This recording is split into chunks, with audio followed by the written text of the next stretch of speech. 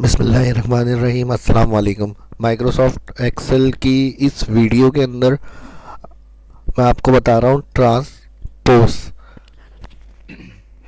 अगर कोई डेटा हम हॉरिजॉन्टल पेस्ट करना चाह रहे हैं, यानी वर्टिकल में टाइप हुआ है, कॉपी करके उसको हॉरिजॉन्टल में पेस्ट करना है, तो ट्रांसपोज के ऑप्शन से हम करेंगे। इसके लिए हम क्या करते हैं, डेटा को सिलेक्ट किया, कॉपी, और जहाँ पर इसे पेस्ट करना है वहाँ कर्सर लेके जाएंगे, राइट क्लिक, पेस्ट स्पेशल, और पेस्ट स्पेशल में यहाँ सबसे लास्ट में आपको दिया हुआ है ट्रांसपोज, इसके ऊपर चेक लगाएं और ओके कर दें।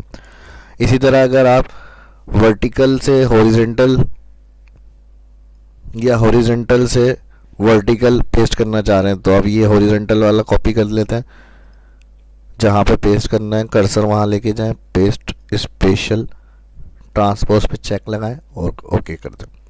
मिलते हैं नेक्स्ट वीडियो में, अपना ख्याल रखिएगा।